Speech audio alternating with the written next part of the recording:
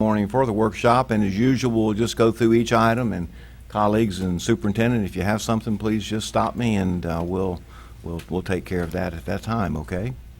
All right, so of course the first item would be changes to the agenda, and we do have one change, and that's item 3.1, and that is to delete that item, as they cannot attend tonight, but I know superintendent will reschedule them for another time. Okay, yes, sir. All right, so anyway, so we'll move on down through recognitions. 3.1 is deleted, as we said.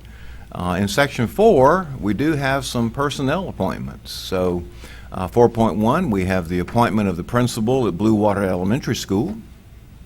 And then in 4.2, we have the appointment of the assistant principal 1 at Crestview High School, all recommended by the superintendent. All right, public comment. That'll be section 5. Section 6, there are no reports there. On section 7, we have the consent agenda, and then 7.1 being the approval of the consent agenda. All right, so there are about 30 items here, and we'll go through each one, but we'll do it in order here. 7.2, approval of the minutes of the student disciplinary hearing of January 22nd, the minutes of the workshop meeting of January 22nd, and the minutes of the regular meeting of January 22nd, all recommended by the superintendent. 7.3, appropriation of District 2 School Board member capital outlay funds to Silver Sands for outdoor greenhouse fans in the amount of $5,650.06, presented by our colleague Marty Gardner and recommended by the superintendent.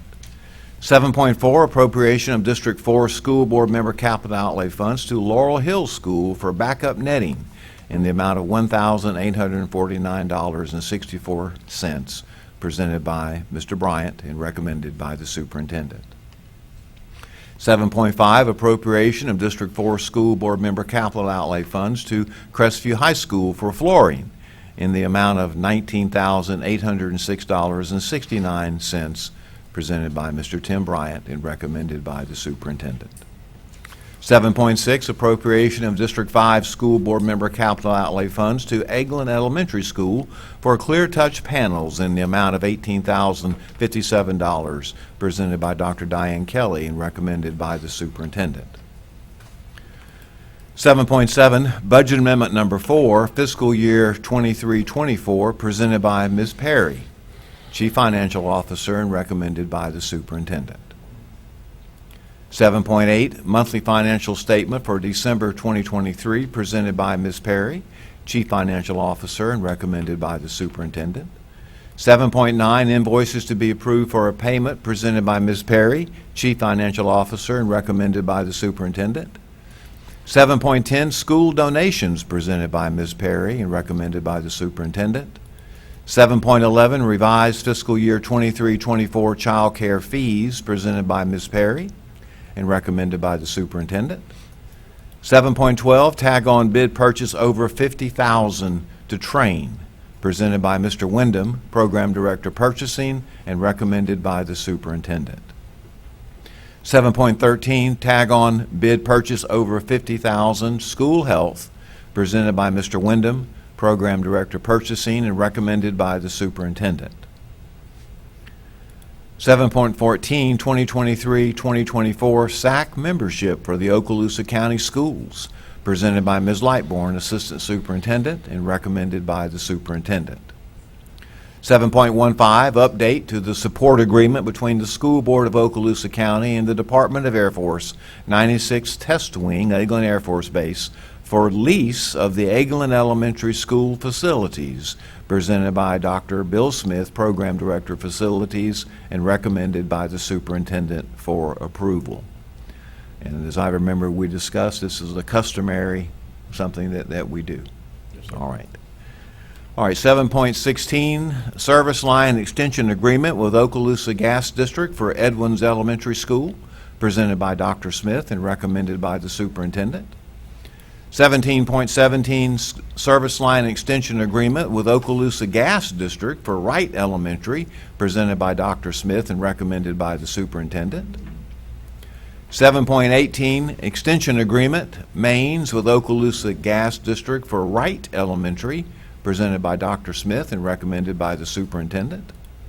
7.19, agreement to grant Okaloosa Gas District a 15-foot wide utility easement at Wright Elementary School, presented by Dr. Smith and recommended by the superintendent. And then 7.20, agreement to grant Okaloosa Gas District a 15-foot wide utility easement at Edwins Elementary School, presented by Dr. Smith and recommended by the superintendent. And Dr. White, Yes, sir. it's so when people look at these items, we've had many of these items before, but when you look at Okaloosa Gas on here, you look at Florida Power and Light on here, you know, some might look at this and say, not too exciting, but this is a result of the multi-purpose buildings, the cafetoriums, and the classroom additions. So all of these being put in place. So just another example of progress towards our facilities. Yes, sir, and I saw some of that on Channel 3 News this morning and last evening regarding many of those projects, and I appreciate you and your staff working to get that information out to our public. It's Yes, very sir. good. Thank you, sir. All right, 7.21, self-help project to purchase a new scoreboard for the baseball field at Niceville High School, presented by Dr. Smith. 7.22, computer science teacher bonuses grant application for fiscal year 23-24, presented by Ms. Branscombe and recommended by the superintendent. 7.23, request for course code adoption for 24-25 school year, district-wide, presented by Stephanie Gillis, specialist, curriculum and instruction, and recommended by the superintendent for approval. 7.24, request for course code adoption for the 24-25 school year, Crestview High School, presented by Ms. Gillis, specialist, curriculum and instruction, and recommended by the superintendent. Dr. White, can I Yes, sir. comment on the Yes, sir. last two Yes, items? sir. Really exciting. Of course, the financial piece there, that's obviously state law now, and that's all ninth graders. I believe it's all ninth graders starting this year will have to have that course in order to graduate, correct? Yes. Wow. So really excited about that. But the classes at Crestview High School, really exciting about that is public service leadership and public service communication. I think this is good for students to have. Obviously, we look at our students today, and some of them have great communication skills naturally, but there's people like myself who would have benefited through a public service communication class to help with those skills when they get out into the real world there. So I think this is exciting for Crestview High School. So. Yeah. Awesome. And on that, Mr. Bryan, if you don't mind, Yes, Dr. sir. White. No, So Ms. Gillis, if you'd come forward, please. Sorry, Miss Gillis, I did not intend for you to have to come up here. So the personal finance, that course, and I think this is also a new graduation requirement. Yes, sir. And so I know when we're out at different venues, people ask about personal finance and what are the types of things we do for students to help them, you know, post graduation. So just give a brief description of this course. It's just a course where we're going to be bringing in, you know, the financial literacy aspect. I mean, and helping, you know, students graduate and being able to balance a checkbook, but just giving those financial literacy standards that they really need to be able to be successful in the workforce and in the community. Thank you, thank you. So making sure that our students have are responsible with the finances, and as you know, once you graduate high school, and now some kids are now responsible for their checkbook, their finances, and giving them an extra leg in terms of making sure that they're prepared for that transition in life. I think it's also Definitely. interesting, and I know you've had a lot of businesses, banks especially, give you a call, Exactly. because I know I've had several. How can they get involved in the school? So I think think the business support you're going to get from this too, they're them actually coming into the classroom and helping, you know, Yes. those students better understand how a Definitely. debit card really works. Exactly. Definitely applying their math skills as well. Yes. That's what I'm excited about, being able to actually see how the math can be used appropriately. So it's exciting. Even understanding that you have to have money in the account when you use that debit card and credit card, those cards. Yes. That was a hard the loans. concept for me for a while. Yes. I think the loan aspect as well, learning how, the percentage of how much, that your loan and how much interest rates and all that stuff is very fascinating. So I think it'll be a great. They'll figure out what Great. APR really stands They for. really will. They really will. So And- exciting. And I just had one question, and it might be a Ms. Lightborn question too. I believe this is a statutory requirement, is that right? All right, so, and this is important, I think, and it's also, I guess in one way, educational, that the legislature passes a law that we will do this, and we think it's a good thing to do. I know we've done some of this before, even without a statutory requirement. But they passed the law, but then we have to kind of explain that process, Ms. Lightborn. Then we have to ask permission to advertise the course or run the course, or how does that work? Correct, because it is a new course code number. We, as a district, have actually been offering financial literacy for the last 2 years, but that was a different course code number. So now the state, with passing the law, has created a new course code number, so we have to ask permission to offer that new course code. Right, and I'm assuming the law requires us to, as a school board, to formally adopt their law and put it into effect via this particular item. Yeah, and we always do that before we open it up to any of our schools in the district, All right, yes. Very good. Well, thank you for clearing You're that welcome. up for me. All right. Anything else, colleagues? All right, thank you. All right, so 7.26, application to the state of Florida for safety and security of school buildings grant, presented by Mr. Danny Dean, Program Director, Office of Safe Schools, and recommended by the superintendent. Did we miss 2.5? Okay, I'll go back and get it. All right, thank you, Mr. Bryant. So we got 7.26 there, and Mr. Dean, I see you're here, Superintendent. Was there any particular reason? Did you want Mr. Dean to speak to this, or is this just one of those items that we do? I think he is here in case there's any questions, and I think we know Mr. Dean and his group, they do a fantastic job, but he's definitely here if we have any questions on this matter. All right. Anything, colleagues, before I go back to the one I skipped? All right. All right, thank you, Mr. Dean, for being here. 7.25, permission to grant the Florida Department of Education to add a new course, Florida History Honors, to the state directory, presented by Ms. Lynn Kozak, Specialist Curriculum Instruction, and recommended by the superintendent for approval. All right, back on track. 7.27, term sheet for grant award agreement between Triumph Gulf Coast Incorporated and the School Board of Okaloosa County, Florida, presented by Mr. John Williams, Director, Okaloosa Technical College, and recommended by the superintendent for approval. And I see Director Williams is here as well, and I'm assuming it's the same thing. If there are any questions, colleagues, or anything you'd like to ask about or comment about the grant. And I think the only thing I would say is it's moving on nicely. It's going through the process, and Mr. Williams, Ms. Branscombe continue to do a great job. And again, this is going to be a huge addition to the Okaloosa Technical College and a huge addition to the Crestview area in the northern part of the county. All right, very good. Thank you, sir. All right, 7.28, request to advertise a public hearing for the adoption of revised school board policy 08-07, requirements for instructional personnel, presented by Dr. Hale and recommended by the superintendent for approval. I'd just like to say that I think this is a great idea. Anything we can do to help recruit and retain more teachers is good for the district, so thank you for that. All right. 7.29, contract modification between the School Board of Okaloosa County and the Northwest Florida State College Collegiate High School for the 24-25 school year, presented by Ms. Brooke Barron, Director 1, Curriculum Instruction, and recommended by the superintendent.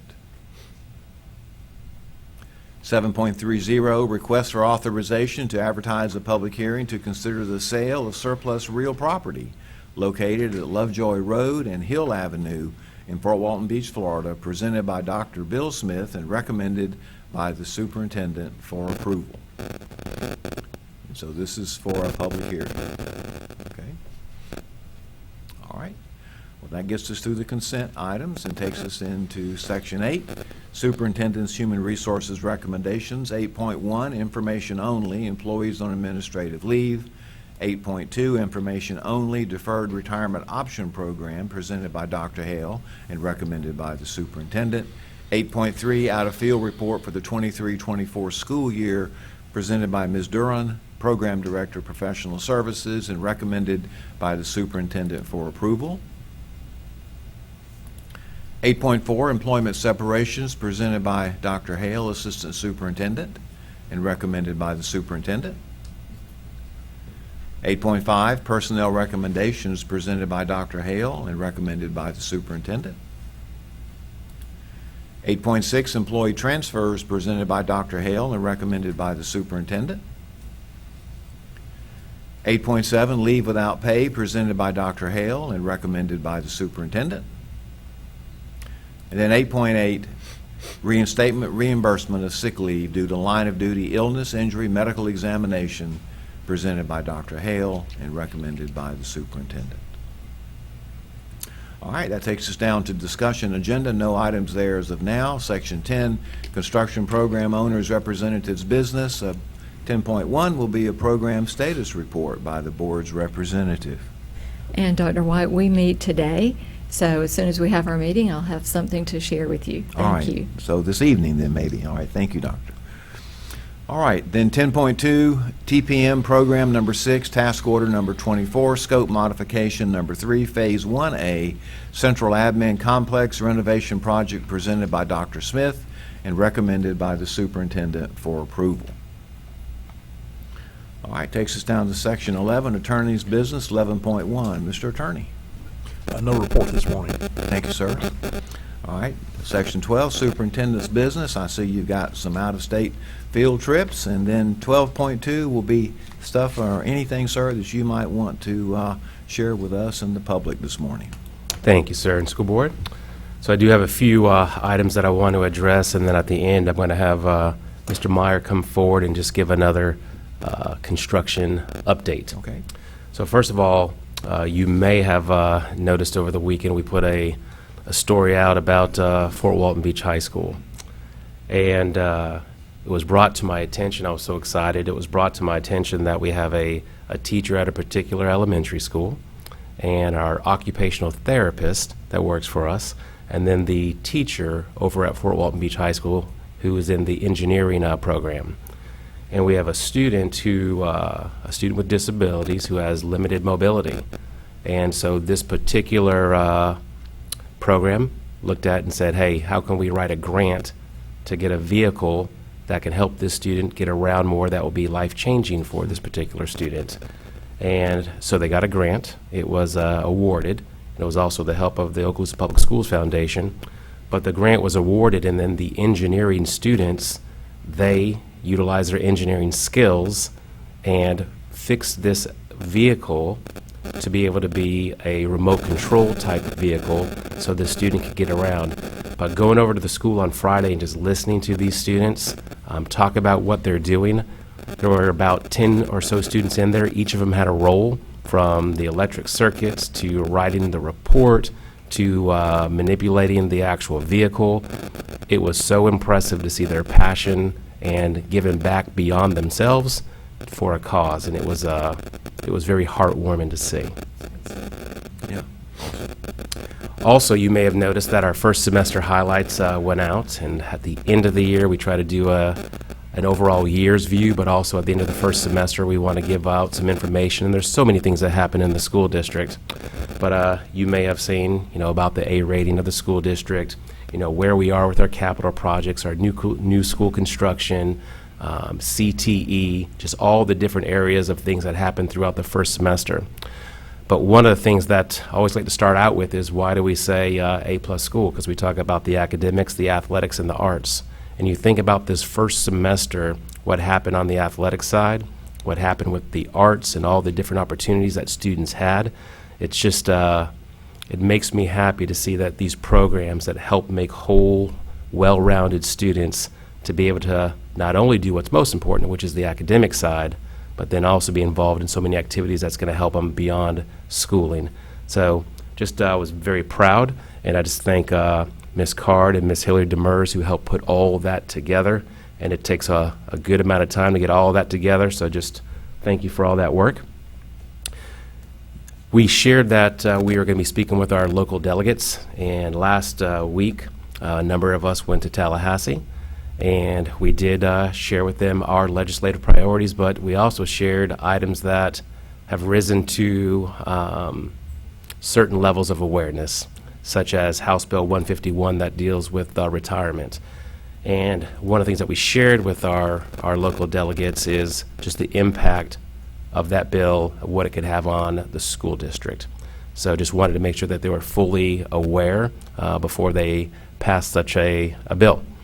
Also, we talked to them about teacher certifications and all that's on teachers nowadays. And when you have a teacher shortage and you're wanting to get people into the field, there's so much on them. You know, what are some things in that we might be able to pull off?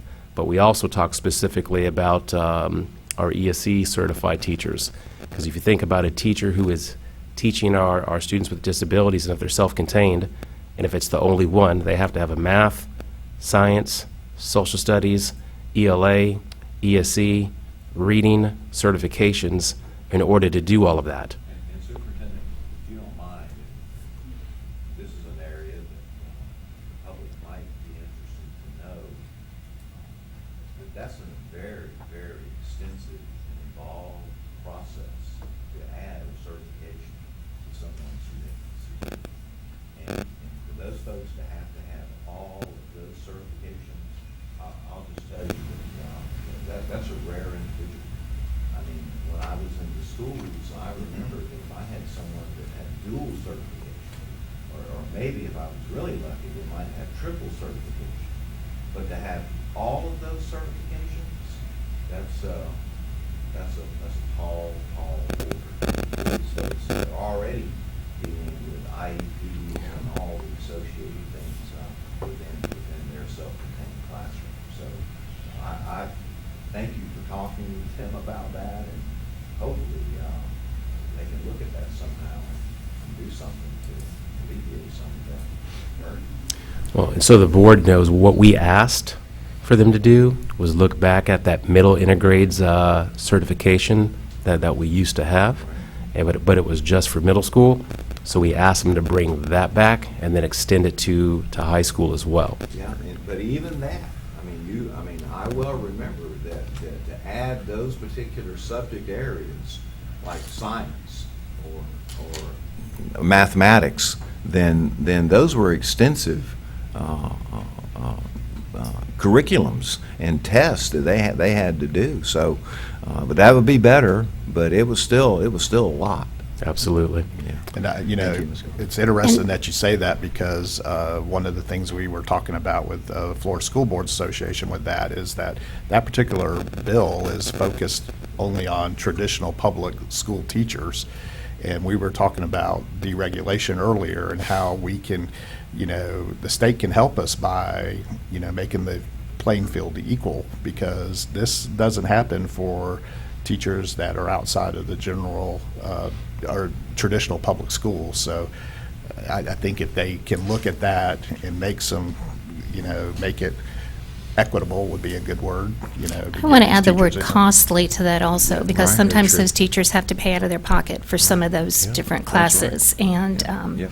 so, like you said, all the many different requirements, and then money out of their pocket to have to add those. Right. That's- And it adds up. I remember, like, for example, those subject area tests. I mean, very often to meet the pass requirement, those individuals were having to be knowledgeable about content that most likely they wouldn't touch in their classroom, in their teaching. So it's a big burden. And again, they have to pay to take those tests. Yeah, And they that's were right. like 125, or I Right. don't know what they are now. Thank Right. goodness I don't have to know. Right. But there goes the cost just to even take the test. Yes, ma'am. Well, and then you think about our teachers in general. So they have to pass their normal certification requirements, but they have to have youth mental health, first aid, certification. ESOL, they also have to have ESE certification. Certain teachers have to have ESE hours, plus the professional development hours that they need, or the professional learning hours that they need to get recertified. So one of the other pieces that we talked to them about was there's a bill out there that basically says if you're highly effective 4 out of the first 5 years, when you recertify, it could be extended to 10 years instead of every 5 years. So we pushed support for that as well. And then the last thing that we really pushed hard was safety. I think this board has taken a very strong stance on safety, but when additional measures come that have costs associated with it, where we spend approximately, and I'm saying approximately, another $2 million in our operating dollars for safety, which of course is well worth every single penny. But what we would like to see is more funding come with safety measures in the future. But had great conversations with our local delegates. They were very hospitable and just couldn't have been more appreciative for that time. As we know, we had the Teacher of the Year banquet, and does anybody have that on there? So, I do, but I'll give it to you. okay, I'll all mark it right. off. We'll do this collaboratively then, which, as we know, the Teacher of the Year banquet is always a great event. But I do want to say so much happens before that night, and just thanking our union for doing a great job. Also, they have, I believe, what's called FTA Life, who helps fund some of this as well. They were fantastic, but also couldn't be more appreciative of Bit Wizards and Talking Parents, Jacobs Titan, Step One Automotive, Okaloosa Gas, amongst others who really stepped up and helped us with funding for this event. But now, so Miss Amy Bowden, our 4th grade teacher at Antioch Elementary that we already honored and recognized, just want to say congratulations to her again, and you might have some words as well. Yeah, I'll agree with you. It was a great event, and all of our teachers who were recognized that night were very deserving, and any of those teachers could go on to the state level and represent us well. But Amy Bowden, I can just tell you, just through my friendship with her over the years and all, and just seeing her in the classroom, I'm really excited to see what she's going to take to the state level. I know she had to have all her information in. I think today she's got to have it all turned in, so that's how quick the turnaround is on it. So, but I agree, it was a great event, very just exciting. Amy, she was Chavers when she was at Blue Water. We worked there together, and I don't think she had been teaching many years, but she was amazing back at that time, absolutely. And I think, like you said, she's going to do well. She should do well in there, but not only is she an outstanding teacher, I mean, she came back to teaching after she left a little bit because her passion is with the children. She is just a fine, wonderful young lady, and her parents were both in the school district at one time, so I'm so proud of Amy Chavers Bowden. If I could just add, having served on the teacher selection committee, all of those teachers, everyone who applied could have represented us well, but to settle down on 3, and particularly then to narrow down to 1, was such an atrocious thing to try to do because they were all just phenomenal instructors. And what really strikes me about a number of these applicants, and certainly the top 3 and the winner, Ms. Bowden, is that not only are they so phenomenal in the classroom, moment to moment teaching in the moment for those students, but they do so much outside of the classroom too. Like a number of these sponsored not just sports and team clubs, but they did extra things that they created for their students, like extra museum trips after hours, and the Hope Squad and chess clubs and all kinds of things that we wouldn't even imagine that they do on their own time without anybody prompting them, just a need that they saw and they decided to do to fill a niche for their students' interests. So just such phenomenal people that we have in our district. And she's a mom of 3 fairly young children also. Yeah, So she's kudos amazing. to Ms. Bowden and all of our teachers. Well, it was a great event, and Connie and I enjoyed it. It was well organized. It was impressive that we recognized every teacher of the year from every school and every center, and it was done very elegantly and done effectively. And I certainly also appreciate the Auditorium Pacific folks that put that all together and helped us with that, and having the food brought out in a timely manner. It was just, I just thought it was well done. And so, again, thank you to the association and to the superintendent and his staff for putting all that on. It was, it really is one of the highlights of our year every year. Okay. When I mentioned it felt like a family reunion because so many of our teachers have worked, our employees have worked at different schools and have family. So you could see the individuals going from one place to another. It just felt like a big family reunion at the time. And that was nice to just kind of sit back and to see that. So, Yes, ma'am. nice job. Yes, ma'am. Okay. All right, sir. And Dr. Kelly mentioned Hope Squad, and there's a lot of activities happening this week, and we have the Day of Hope, which is on February 15th, and I just want to thank Ms. Schroeder, Ms. Lamb, and their group working with our schools. As you know, each and every one of our schools have a Hope Squad, and some of you may have some words about that, so I'm just going to stop there and just say there's many different activities that are occurring this week, and if some things don't get mentioned, I'll mention it, but I'm sure some people have that on their item. We are in the midst of a textbook adoption right now. And we're now in the midst of a science textbook adoption.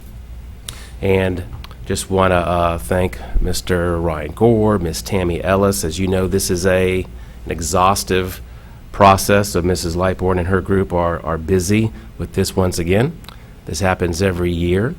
But as we know, there are certain board policies and procedures that we follow, so we definitely do all of those things. But we have teachers from every school that are also represented. Every school will make a vote on what the textbook is to be adopted. In the elementary and middle school grades, it's a grade level adoption. At the high school, it's a course content adoption, but just a lot goes into that. And then we anticipate a recommendation by the end of April. And as you know, the way that the state does their adoption list, there's a pre-list that comes out, and then there's that final list that comes out. And in order to meet all the timelines, you got to be ready to go. So once that final list comes out, we'll adopt based on the state-approved lists.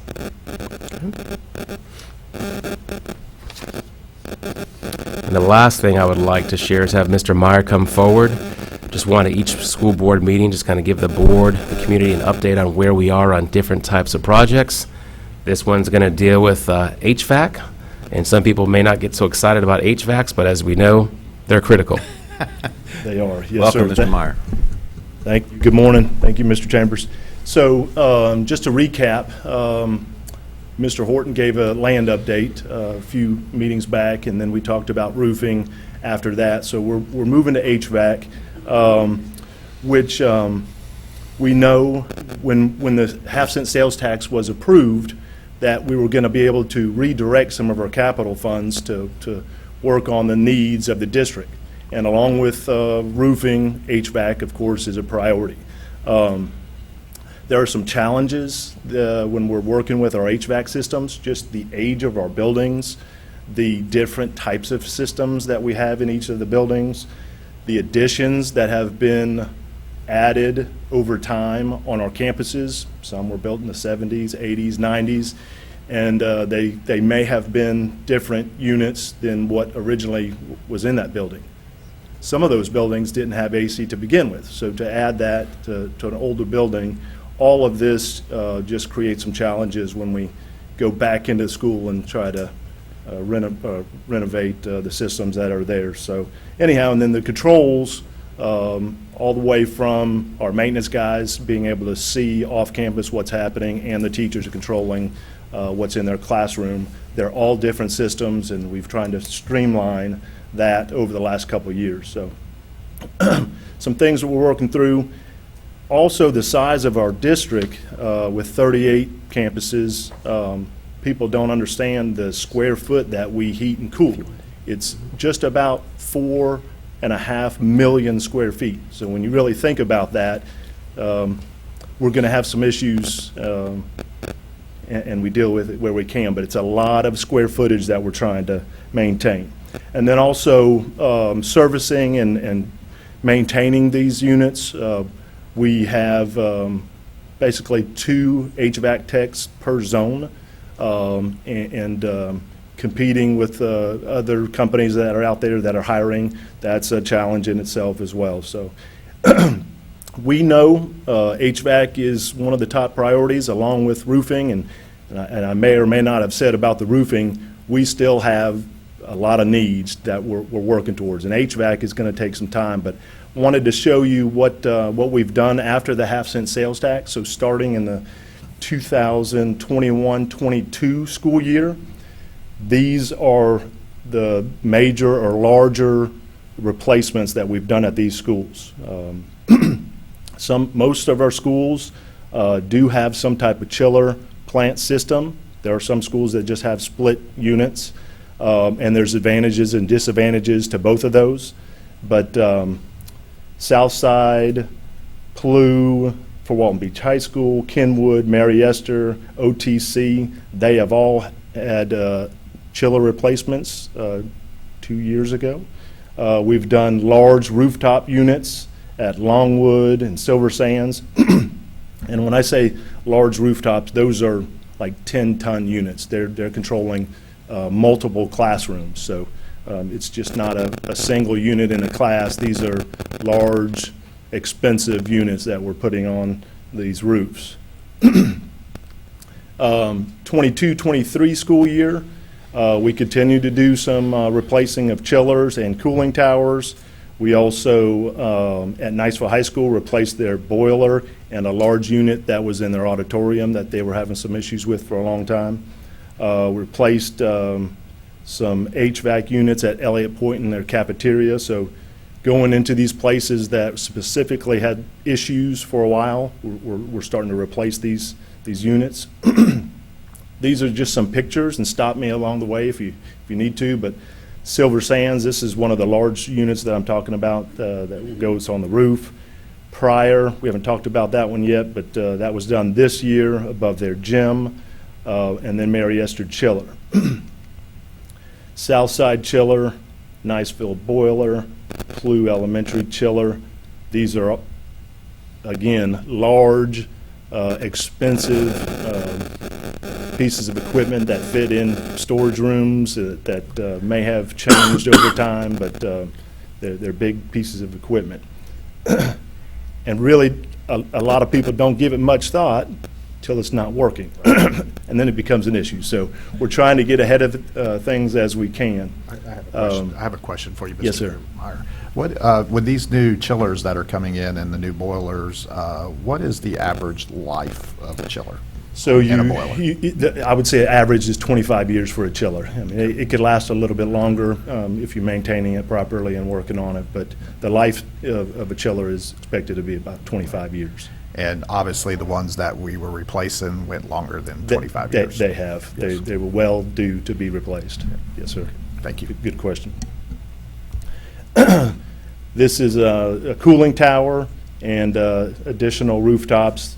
When we did Longwood's roof, of course, we didn't want to put an old system back on the roof, so those were replaced. And when you put these new units on there, you're also replacing the curbs, which potentially could fix some roof leaks that could have been caused by the AC, not necessarily the roof itself. This is some pictures of the other ones that I've mentioned that we've done in the last basically 2.5 years. This year, we're looking to replace the gym units that are above the gym at Crestview High School, and we've already changed those at Pryor. Another piece of this is our maintenance department. So we know along the way these guys are fixing issues where they can. They're changing out motors, they're changing compressors to extend the life of these units. But just in that amount of time that I've talked about from the half-cent sales tax, our maintenance department has actually changed out 242 units themselves. So that could be smaller units that are in the classroom or compressors that are outside the building. So those are those split units. So Mr. Bolton's here, and him and his team, they do a good job of forecasting what's coming up, but then maintaining the ones that we can and changing out where we need to. So this is what's coming up. We have several units at different schools there that we're working on this year, along with the controls at most of the school. Train has been really good with us in the last couple of years that we're working with to streamline again these systems, and Mr. Bolton and Mr. Smith work with Train, not only replacing our new units in old buildings, but the new buildings that we're getting, they're going to be able to talk to the systems that are already in place. So these are upcoming. This is 2 task orders that Jacobs is involved with. Not all of our HVAC systems are under the half-cent sales tax. So again, my point is, with all the work up to this point, that was not with Jacobs, that was in-house working with our maintenance department and with Train. But Jacobs is involved in these 2 task orders, which task order 37 is a large-scale projects, Mary Esther, going from a 2-pipe system to a 4. We're trying to get that done this summer. Takes some engineering and some upgrading along the way, but it's going to be a much-needed improvement to that school, and then these other chillers and cooling towers along the way, too. So I know that was quick, but update that people don't see that's going on inside the schools. So. Yes, sir. Yes, sir.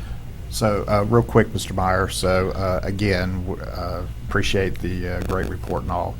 But again, we still have old air conditioning units out there, chillers, cool, heating elements, all that. As far as maintenance of those units, do we keep parts on stock to back up if something goes out? And right now, I know the supply chain issue is really critical out there. So are we running into issues where we're seeing parts not being delivered in a timely manner because of supply chain? And do we also have backup Right. parts out there where we know those things are going to go out more often, Yes, that we keep back great up? question, and yes, we keep on hand the units that we know are going to go out and we can replace easily. There's so many different motors and pumps for each system. We try to keep on hand what we can. Again, the working relationships with the companies that we use all the time. A great example was Baker last week. Power went out and it created some issues with several motors and big motors that are attached to these chillers. They keep those motors and pumps on hand, at least a spare. Sometimes if 2 motors go out on a chiller at one time, we're having to go find this. And the one they actually got last week was from Minnesota, and it took a couple of days to get here and then put in place. But yes, as much as we can with the additional funds that we have at capital, these guys will keep stock where they can. And of course, the preventive maintenance is along the way throughout the year. It goes a long way. Do you Mr. have, Chair. I'm sorry, go ahead. I was just going to say, shout out to the maintenance department and facilities too. For the 3 buildings that I had responsibility over, they did a remarkable job in patching and repairing and trying to maintain those older systems that you refer to, the HVAC and the chillers and such, but working with what they had to keep us going. And for those who might not know, when your HVAC system goes down, not only are you hot or cold, then mold and mildew can set in and all kinds of problems can ensue. So just to say, thanks to the half-cent sales tax and to our citizenry for helping us out here, because we just didn't know how much longer we could continue to patch and repair those old systems. And kudos to those men who were out there keeping us up and going during those times when we didn't have the sales tax. Yeah. So thank you. It's a great point, and our climate where we live just affects these units so much quicker, so. Exactly. There was a Thank lot you. of Band-Aids on our units, those old units, yes. Just a ballpark figure, just for the public, what would the cost of one of these HVACs, chiller, one of those? So just ballpark. one of the chillers, depending on the size of the school, Mm-hmm. but a high school chiller would run about 200,000, and that's not necessarily being installed or any Right, of the ductwork right. that goes along with it. So they're expensive, but well Mm-hmm. Just kind of needed. for the public to Yes, see that yes, these ma'am. are Yes, very, ma'am. very, and so we haven't replaced them as quickly That's the right. past That- 20-something, that's right. 25 years, Yes. maybe even longer, but they're extremely expensive. Yes. And when they're running, they are more efficient. Mm-hmm. That's why we look at them when we do new schools. The upfront cost may be more, but in the long run, so that's really a debate on which way to go, the split units or a chiller. So- Well, after the storm this morning, should have a nice report back on your roofing of this, what do we say, That's right. 4.5 Yes. million Yeah. square That's right. feet? And we've It already was- got some reports already, but to your point, it's going to take some time with these roofing and HVACs, and we're heading in the right direction because of the half-cent sales tax, but it's going to take some time. Well, if you have a good roofer, my mom called me bright and early this Oh. morning to tell me her roof was leaking. That's why I was thinking of that, so. And she just got a new roof a year ago. So, thank you, Mr. Meyer. All right, thank you, Mr. Meyer. Superintendent? All right, so the last thing I would say is you look at the sheer number of projects from 2021 to date. That wasn't possible many years ago, but a lot of progress occurring, and there's still a lot more to do and a lot further to go, but progress is occurring. So thank you. Yes, sir. Thank you, Superintendent. All right, board members' business, and that's section 13. And Ms. Gardner, ma'am, I'll start with you first. As we're going through the meeting, I keep scribbling notes and then I can't read them. First of all, I'd like to congratulate the Fort Walton Beach girls soccer team for securing the FHSAA 5A District Championship. And then also to the center back, Keely Kiplinger. She's number 9. She is the Fort Walton Beach High School Lady Viking. That is the 5A District 1 Player of the Year. So congratulations to the girls soccer team at Fort Walton and also to Keely. Also, I just saw last night that the Lady Viking head coach, Manny Paravalis, I know I was going to say that wrong, Paravalis, was named Coach of the Year. And this is just his second year, and that he's won a district title. And he has built a strong soccer program for our girls over at Fort Walton Beach High School, and really looking forward to seeing what all Coach Manny's going to be doing in the next few years. And it's so great to see what our girls, I'm going to go in and talk about the Bruner girls in a minute, but it's wonderful, like Mr. Chambers said, the A+, the plus side of this, the sports side, arts and so forth. Our boys are strong, but again, it's also wonderful to see what our girls are doing. And the Fort Walton Beach boys and Choctawhatchee High School boys soccer team, they both secured a bid in the regionals, and the boys, the playoffs will be, I guess that's tomorrow night, February the 13th, so we wish both those teams good luck in their playoff. Mr. Chambers, you mentioned earlier that we're highlighting the progress and what we're doing with our half-cent sales tax, and I know, I guess the following Thursday, February the 22nd, we're going to be at Fort Walton Beach High School, and we're going to be showcasing, ribbon cutting the multi-purpose facility, and I haven't been in there for a while, so I'm really looking forward to seeing the final project, and the ceremony is going to start at 10, but their public is invited, encouraged to attend, and we ask that they arrive by 9:45, and I know Mr. Sposky, you are here now, but I sure hope that you're going to be there also. Congratulate the Bruner boys basketball team, and they brought home the district championship along with the girls. The Bruner girls also brought home the district championship, and again, I'm very proud of our boys, but when I see those ladies step out there, and I know Fort Walton Beach High School, mention again, are excited to see these 8th grade boys and ladies come up that will be rolling up to Fort Walton Beach High School to be playing. We mentioned OCEA and what a wonderful job they did with the banquet on Monday, or last week. It really was, like I said, a family reunion. And Ms. Lightborn, you had mentioned that you and Ms. Lamb were doing the PM2 for K through 2. And are you going to share, or can I see that at some point, or I just, yeah, just, We are still gathering that. and that's fine. The That's, state doesn't give us that. Okay. Like we get the 3 through 5. Right. Because it's a different assessment. It's STAR versus the 3 through Right. 5 assessment. So as soon as Just- I have that in a good format. That's for fine. you, Yeah. we will share it. I'm just, I love seeing that foundation, that K through 2. I believe strongly that that is the foundation, and just like to see where we are from last year. I enjoyed data also, so that's I on. actually talked to Joe about it Friday, so. Okay, perfect. In no hurry, I just would like to see what's going on. And I believe that's it. Oh, no, it's not either. Sorry. Fort Walton Beach High School again, that on February the 21st, they have the Conquest program, and that is for the upcoming 8th graders, that will be 9th graders from Bruner and Destin Middle School. And Conquest, it's the curriculum orientation night. They will be answering questions about the high school, showcasing the high school, working with the students and the parents about graduation requirements, all of the many extracurriculum activities. And I strongly, strongly encourage, and actually I've had some people ask about this, when it was going to be, but it's February the 21st. It will be in the gymnasium at 6 p.m. And they have a brochure pamphlet going out. It's on their website if you need more information. But again, strongly encourage our upcoming 9th graders to see and learn more about their high school. That's all. Very good. Thank you, Ms. Gardner. Mr. Bryant. Just a couple of quick announcements. We talked about ribbon cuttings. On Wednesday, we'll be doing our ribbon cutting for Laurel Hill School. Really exciting about that.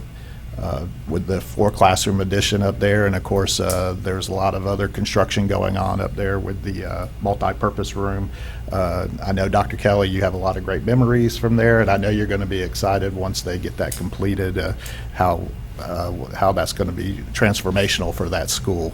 So really exciting about that. And, Ms. Gardner was just talking about the Conquest there. Just a reminder that open enrollment ends on the 15th, if I'm not mistaken. So if you have a school that you want to go to and it's has available seats, you have until the 15th to put your name on that list. So. And Mr. Bryan, all that information can be found on the district website about open enrollment, what schools, where there's availability. And even though we're February and it seems like school is, we're not even over, but we are already planning for the upcoming year. So parents need to look at all the dates and information that's being provided. And then finally, just real quick, just wanted to thank Mr. Chambers for his accessibility, especially in the Crestview area. I know many parents that I've talked to appreciate the fact that he has made himself available to talk to parents or citizens in the community about the things that are happening up in the Crestview area. So, one of the things that I'm really proud about with our board and our school district is the fact that we continue to be as transparent as we possibly can to share all the information that we have with the general public. And as you hear today, when we have workshops, there is times that we ask for explanations, so people who are watching this understand fully what is happening within the schools. So I just wanted to say thank you, sir, for that. Well, we have our different districts, but we work as one, our separate zones. Yes, ma'am. Thank you. Thank you, Mr. Bryant. All right, Dr. Kelly. Thank you, Mr. Chair. I do have just a few things. First of all, the Niceville High School cheer team is a five-time winner of the FHSAA Large Varsity State Competition. So they are now heading to the finals at the national level. Congratulations to them and to their coaches. And the Ruckle Ram cheer team also won their state competition, and they also are headed to finals at the UCA National Cheer Camp competition. And the Niceville High School girls basketball team won the 6A district championship. And the NHS boys soccer team captured the District 2 6A 6A championship title, and they are headed to DeLand on March the 2nd to vie for a state title there. I've already spoken about the Teacher of the Year Selection Committee, and we've mentioned that Hope Week is this week. It corresponds every year with Valentine's Week.